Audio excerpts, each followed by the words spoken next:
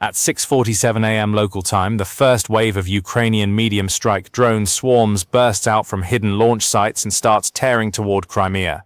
These are not cheap $500 toys. These are precision-guided $28,000 hunters flying at 110 miles per hour, skimming just 30 feet above the waves. 4 seconds later, the next swarm launches. Then the next. The boldest Ukrainian SOF deep strike operation of 2026 has just begun. And exactly 23 hours from this moment, two major Russian pillars, a $1.5 billion airbase, and a critical logistics hub will be wiped off the map. Right now, 150 of these medium-strike predators are slicing through the salt spray of the Black Sea, maintaining the kind of silent radio discipline that would make a US Navy SEAL team proud. To Russian radar operators in Sevastopol, their scopes are still calm, just empty green for now. These drones are flying only 30 feet above the white caps, almost disappearing into the surface clutter where radar waves break and scatter across the water, but the second they hit the 20-mile mark, the Ukrainian controllers trigger a synchronized command. The entire swarm pitches up and climbs hard to 500 feet. Suddenly, the Russian S-400 and Buk MEM-3 radar arrays go from silent to screaming. It is like a Christmas tree, lighting up all at once. Inside the Russian command bunkers, the air turns heavy with panic as officers shout orders over each other. A dense cloud of contacts begins blooming across their monitors. These are not just ordinary blips. The drone's radar signatures are being electronically amplified to look exactly like a saturation strike of Tomahawk cruise missiles. The Russian commander has less than 15 seconds to decide. He does not hesitate. He cannot. He grabs the radio and screams one word: fire. The Crimean skyline erupts into a billion-dollar light show. Inside the Pantsir S-1 units, the twin 30mm autocannons spin up with a mechanical whine like a hive of furious hornets, spitting out 40 rounds per second. Tracers stitch across the sky, reaching for anything that moves. One after another, $1.2 million interceptors and $2 million Tor-M, two missiles blast off their rails, their rocket motors carving long white scars into the morning sky. They are chasing drones that cost less than a loaded Ford F-150. It is a mathematical nightmare. One Russian operator is frantically trying to lock onto a lead drone, his joystick trembling as the automated system struggles to process 50 targets at once. A Tor-M2 missile slams into one of the drones, and the sky flashes with a sharp orange burst of heat. Its carbon fiber wings disintegrate instantly, and the wreck tumbles into the sea in a shower of sparks. But for every drone the Russians destroy, they are burning another hole in their own treasury. It is like using a $50,000 sniper rifle to kill a swarm of mosquitoes. And while Russian crews are slapping backs and celebrating the skies they think they cleared, they have completely missed the most dangerous part of the entire operation. Every time a Pantsir or S-400 battery fires, it is not just launching a missile, it is broadcasting its exact GPS position like a glowing neon sign in the middle of Times Square. Miles away, hidden in the shadows of the Crimean hills, members of the local resistance are sitting with passive sensors, silently logging every radar frequency and every launcher reposition. The Russians think they are winning the fight in the sky, but in reality, they have just handed Ukraine the keys to their entire defensive network. At 7:24 a.m., the invisible tripwire snaps. 8 Storm Shadow cruise missiles scream off their launch rails west of the Dnipro. The moment these birds clear the deck, they dip their noses and go hunting. We are talking 300 feet off the ground, hugging the jagged terrain like a downhill skier on a gold medal run. Think of the terrain following radar on a US Air Force B-1B Lancer. That is the level of precision we are dealing with here. These missiles are threading river valleys and slipping around ridgelines, following a GPS-mapped back door that the drone swarm cracked open just an hour earlier. They are moving at 550 miles per hour, passenger jet speed. But speed is not the flex here. Stealth is. They are ghosting through every blind spot in the Russian radar net like professional burglars who already have the floor plans. At 7:26 a.m., a Russian Pantsir S-1 battery on the western perimeter finally catches a faint flicker on the glass. The operator's heart rate triples. 8 low-altitude signatures are materializing from the northwest. He slams the engage button. The Pantsir's twin 30mm cannons roar to life, spitting a wall of lead, while 4 interceptor missiles blast into the sky in a rapid-fire 2-second sequence. Round 1, direct hit. The lead Storm Shadow's guidance package is shredded by a cloud of tungsten fragments. It loses its brain and spirals into a field 14 miles short of the target. Round 2, the Russian interceptor is closing fast, but the Storm Shadow executes a pre-programmed pop-up maneuver and then drops behind a limestone ridge for exactly 1.4 seconds. That is all it takes. The Pantsir loses lock, and the $2 million interceptor detonates harmlessly in empty air, chasing nothing but a ghost. Now it gets even more high-tech. As the interceptor closes within 800 meters, the Storm Shadow's onboard electronic warfare suite activates. Think of it like a miniature version of the jamming tech carried by an EA-18G Growler. It spoofs the Russian missile's terminal seeker and convinces it the target is 60 meters to the left. The interceptor sails right past, smashing into nothing but open sky. But not every missile gets that lucky. A second Storm Shadow is destroyed in a violent mid-air interception. 2 down, 6 still screaming toward the target. That is when the big dog wakes up, the S-400. The system has been scrambled onto backup power, but the crew is facing a brutal geometry problem. Trying to track a Storm Shadow flying at 300 feet inside a river valley is like searching for a black cat in a coal cellar with a dying flashlight. The radar is literally staring into dirt because the missiles are staying below the S-400's engagement envelope. The Russian crew is desperate. They reposition the radar array 400 meters north to gain a better elevation angle, a move that usually takes 3 minutes. These guys do it in 90 seconds. Give them credit. They are fighting hard. They manage to get a lock and ripple fire 2 more interceptors. 1 more Storm Shadow is knocked out of the sky. 5 remain. 5 high-explosive delivery trucks are now less than 4 minutes from the Crimean coast. But here comes the real kicker, the part that would make a Vegas bookie sweat. While every Russian eye is locked on the northern horizon, tracking those 5 missiles, the Black Sea is about to join the fight. 12 Magura 5 USVs have been running dark since midnight. No radar, no radio chatter, just pre-programmed GPS tracks and a lot of bad intentions.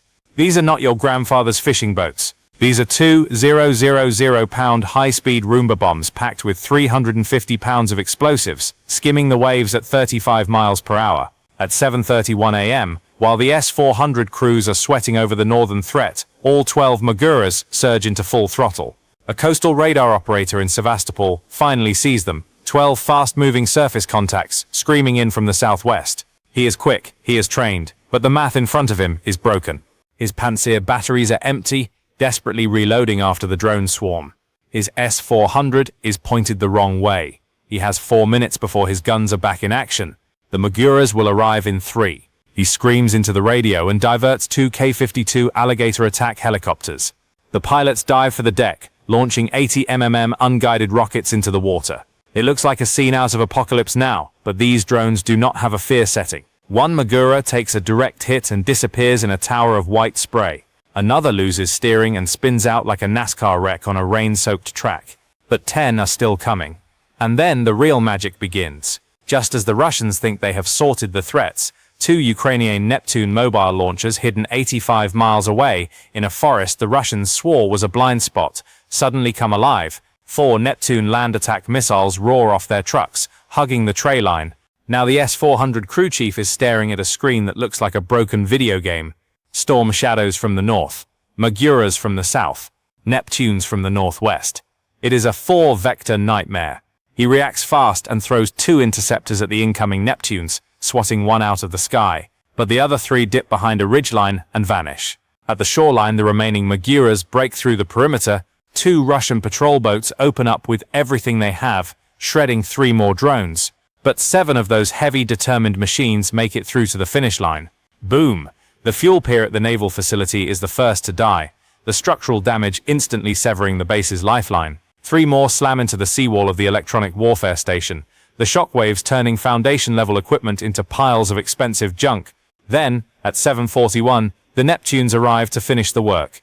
1 Neptune punches into the EW generator compound with the precision of a FedEx delivery. Its semi-armor-piercing warhead drives through 2 feet of concrete before detonating, cutting power to the entire Sevastopol radar grid. The screens in the command center do not flicker. They die. White noise dead. The Russian commander stares at the empty monitor for 2 long seconds. You can almost watch the realization form on his face. He was never defending anything. He was being managed the entire time. He grabs the radio with white knuckles and barks. All units, independent operations. Comms are down, independent operations. In military language that means one thing. You are on your own. Every battery is now fighting its own private war, blind and disconnected. And that, folks, is the exact moment Ukraine has been waiting for to drop the hammer on the $1.5 billion prize. At 8:15 a.m. Wave 3 launches, 50 FP2 medium strike UAVs roar off hidden rails. These are not plastic hobby drones. These are Ukraine's domestically built precision loitering munitions, carrying 110-pound warheads and GPS brains programmed to find a specific street address before knocking on the front door. They are flying low, slow, and filthy, just like Wave 1. But this swarm has one mission only: play chicken with the Russian Pantsir batteries until those batteries run dry. And to be fair, the Russian Pantsir crews are working like elite NASCAR pit teams. Tight, fast, no wasted motion. They have watched the Ukrainian playbook all morning, and now they are not taking chances. The first interceptors blast off at 8:16 a.m. in a rapid, disciplined cadence. They knock 31 drones out of the sky in under 3 minutes. 31. That is serious work under that kind of pressure. Credit where it is due. Those crews are sharp, but they burn 35 rounds to do it. At 8:19, the magazine counter drops to 0. The crew chief stares at the screen as 19 FP2s keep coming, still homing on his position. He keys the radio and says, in a voice calm enough to freeze your spine, "Pantsir battery Winchester. All rounds expended. Winchester. Empty. No reloads for at least 4 minutes. And in a drone war, 4 minutes is forever." Kursk Air Base has just lost its last point defense umbrella. While the Pantsir is clicking on empty, that Storm Shadow missile, the one that has been hugging river valleys for 38 minutes, finally reaches its final waypoint at 8:18 a.m. Its target is the fuel storage compound. 4 massive tanks holding 400,000 gallons of aviation fuel. To put that in plain language, that is enough jet fuel to fill roughly 5,700 Ford F-150 pickups. Every one of them parked in one place. Every one of them about to become barbecue. The Storm Shadow's broach warhead smashes into the upper structure of the primary tank. The first stage punches through reinforced steel like a hot needle through butter. The second stage detonates inside. The containment blows outward. Fuel ignites instantly. 8 seconds later, a 300-foot wall of fire rises into the sky.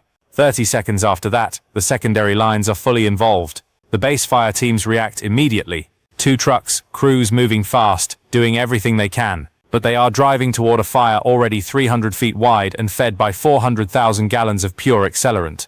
The radiant heat stops them cold at 200 feet. Not the flames, the heat.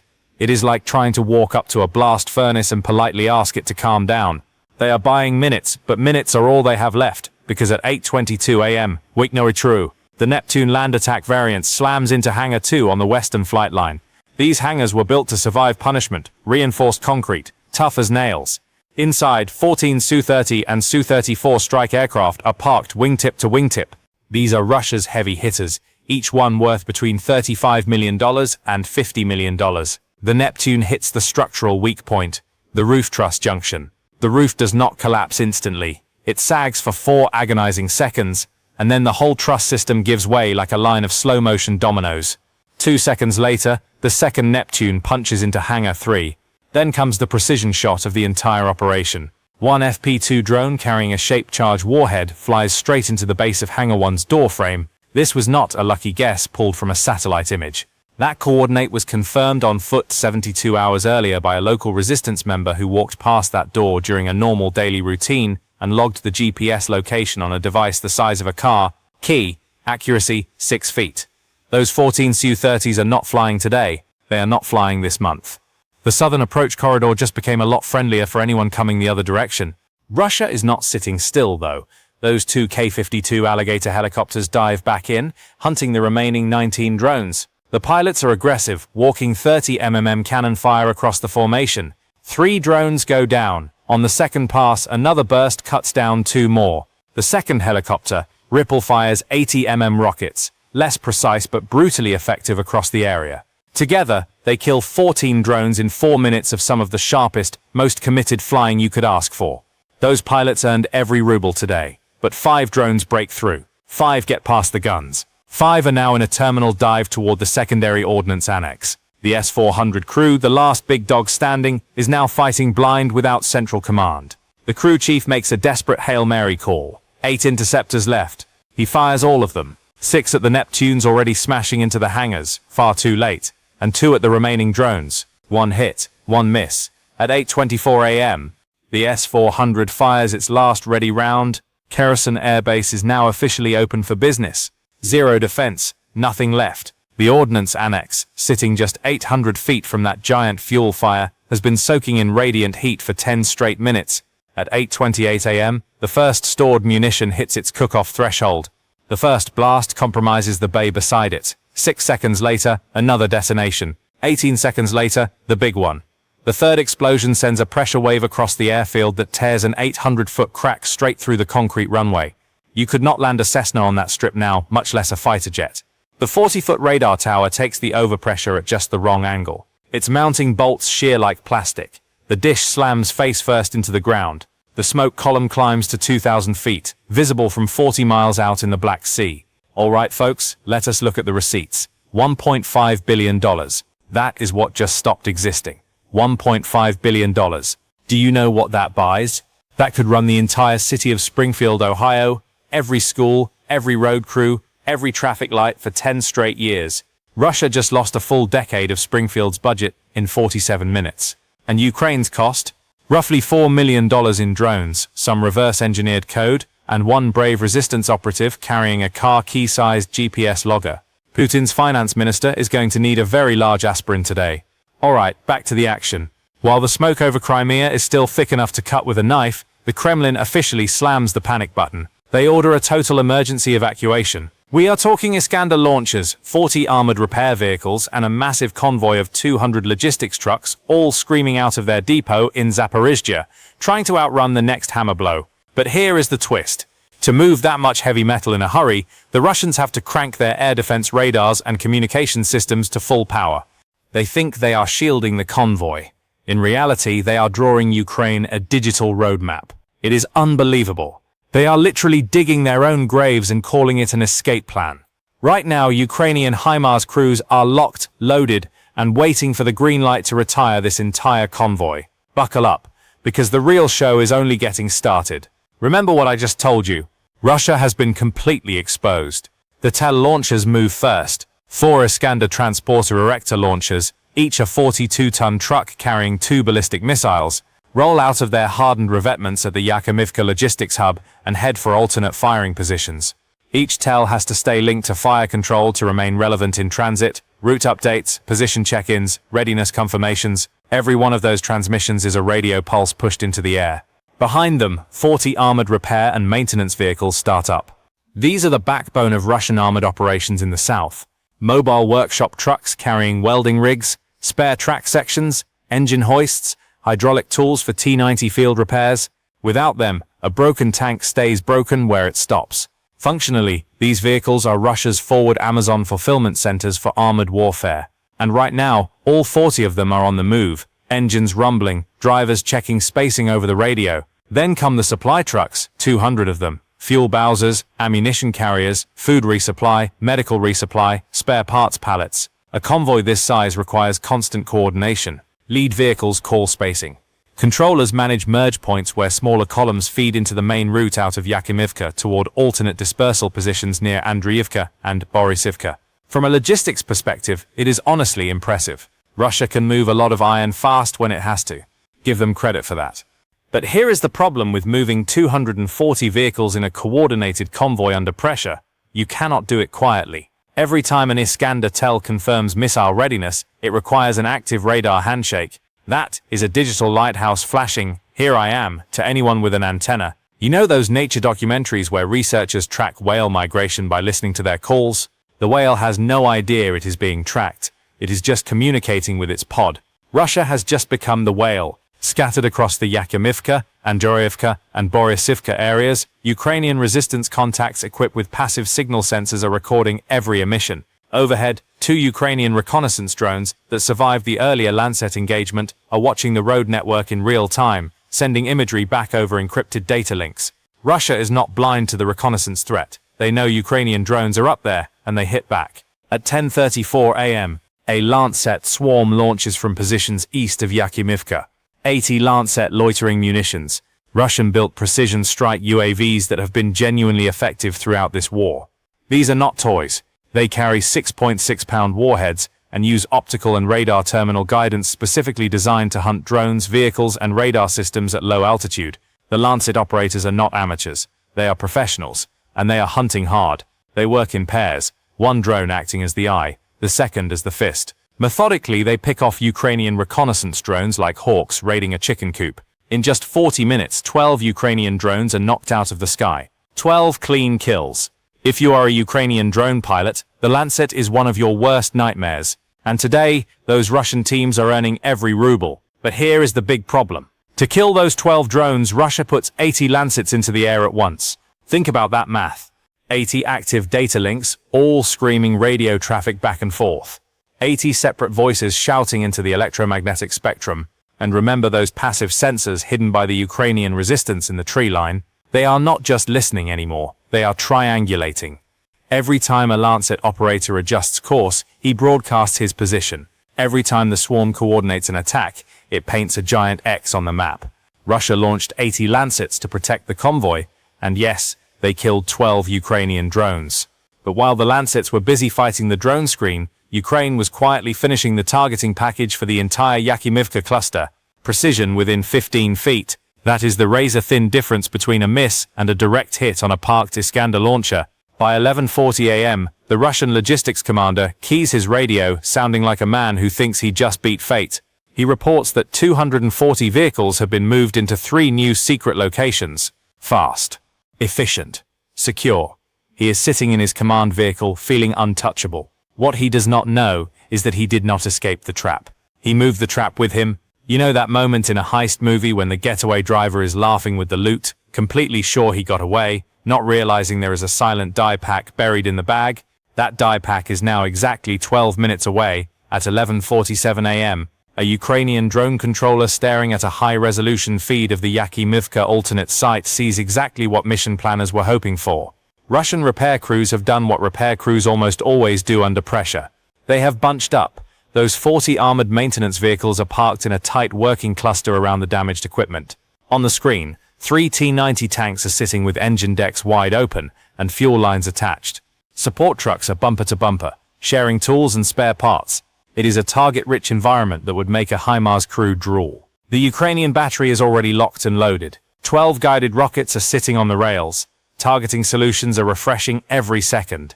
And to add to the chaos, a wave of 70 FP2 drones is now 22 minutes away. But here is the part that takes real nerve. The controller does not fire. He watches, he waits. This is the hold fire technique. It sounds simple until you are the one staring at a multi-million-dollar target through a live camera feed with your finger on the button.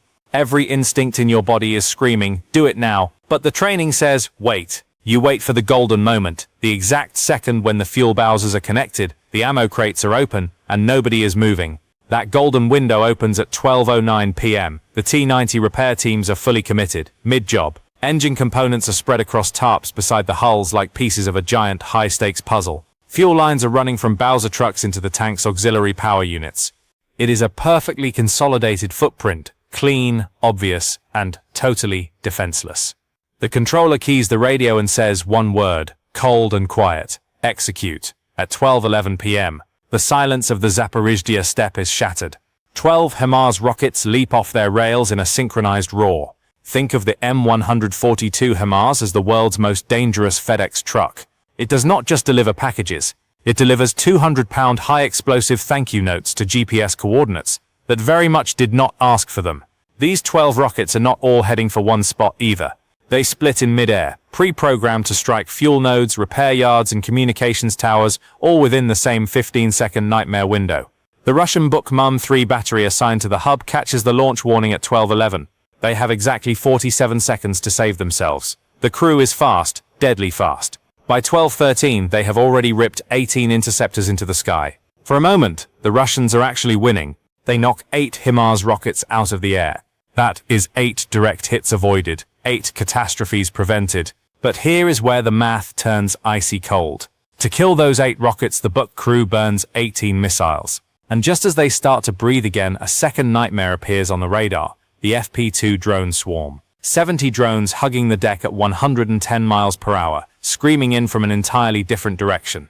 The Buk's targeting computer starts choking as it tries to recalculate a new engagement geometry. It needs 34 seconds to find a clean lock. In a drone fight, 34 seconds is an eternity. The Torman 2 units try to pick up the slack, throwing 14 interceptors into the swarm. Their short-range hunters are perfect for this kind of work. and they claw 11 drones out of the sky in a spray of sparks and shredded carbon fiber. The auto-tracker is processing so fast the operators can barely keep up. But now the communications blackout from earlier finally comes home to roost. Remember, 7:41 a.m. The central command link is still dead. The boot crews are fighting the rockets. The Tor crews are fighting the drones. And nobody is talking to each other. It is chaos. A disjointed mess. 3 Buck interceptors streak through the same airspace the Tor crews thought was already clean. 2 of those missiles lock onto drones the Tor had already destroyed. Double spending on dead targets. Another book round gets confused by smoke clutter and explodes in empty sky. At this point, the Russian air defense picture looks like 6 people trying to play 3 different chess games on the same board at the same time. The math simply no longer works. 4 HIMARS rockets get through. 19 Ukrainian drones survive the gauntlet and line up for final approach. Remember that hold fire decision. This is the payoff. The Ukrainian controller watches the feed as the HIMARS rockets crash into the compound. Fuel tanks erupt. The command center disappears in a fireball. Russian crews finally start to break. Some are running for cover. Others are trying to disconnect gear and move vehicles. But the T-90 repair zone, those 3 tanks sitting open and exposed, remains clustered for just a few seconds too long. They do not process the chaos fast enough. At 12:17 p.m., 6 Ukrainian drones tip over into terminal dive. They are not aiming at the thick front armor. They are aiming for the weak roof. In 4 seconds, all 3 T-90s become multi-million-dollar scrap metal. The support trucks parked bumper to bumper absorb the blast wave, and then physics takes over. The fuel truck still connected to the tanks ruptures. First secondary explosion. 15 seconds later, the nearby ammo crates cook off. Then the final blow lands. The pressure wave hits the main workshop. The building does not explode. It pancakes, slowly, progressively, section by section, like a giant invisible hand crushing a cardboard box. Everything inside, heavy hoists, spare engines, specialized tools for 40 armored vehicles, disappears under 8,000 square feet of twisted steel and pulverized concrete. Alright folks, let us be honest. Russia just lost the beating heart of tank repair in the entire southern sector. If a T-90 throws a track tomorrow, they cannot fix it down the road anymore. They have to haul that 45-ton beast 700 miles north to the next functioning depot. 700 miles in a war zone. That is not a logistics plan. That is a nightmare. That tank is going to sit in the mud for a very long time. The Russian taxpayer is now watching the $1.5 billion loss at Kherson and this entire repair hub go up in smoke on the same day. Somewhere in Moscow tonight, some finance official is going to look at the spreadsheet, close the laptop very slowly, and pour a very strong drink. But the numbers still do not tell the whole story. Every Russian battalion commander just got the same message. Whatever equipment is running right now is all you are ever going to have. That is not just a setback. That is the sound of a strategic clock starting to tick. As the secondary explosions continue hammering the depot, the final Storm Shadow finds its target. It is not hunting a tank. It is hunting the brain. It slams into the primary communications relay, severing the last digital nerves connecting Russian high command to the field. The S-400 crews frantically try to reboot their mobile systems, but it is like trying to start a car with no battery. The screens stay black. The Russian commander makes one final Hail Mary call. He orders a last Iskander launch. But with the communications web paralyzed, the order never reaches the launcher rails. The missiles remain cold, silent, useless. And then the very last Ukrainian drone in the wave dives into the final fuel depot, turning the entire northern edge of the base into a 2,000-foot torch. So let us wrap up this wild day. Russia spent the morning burning interceptor missiles like scrap paper while Ukraine played the smarter game. Medium strike drone swarms, a silent resistance network, a hold fire strategy cold enough to freeze steel. The scoreboard? Hardware turned into charcoal. Logistics shattered. Airspace once advertised as impenetrable, now standing wide open. Folks, Russian taxpayers are literally watching their future go up in smoke today. And the lesson of 2026 is brutally simple. Never underestimate the smaller force that knows how to turn a cheap drone into a giant slayer. This is only the beginning of the campaign. And honestly, Putin's finance minister is going to need more than strong tea tonight.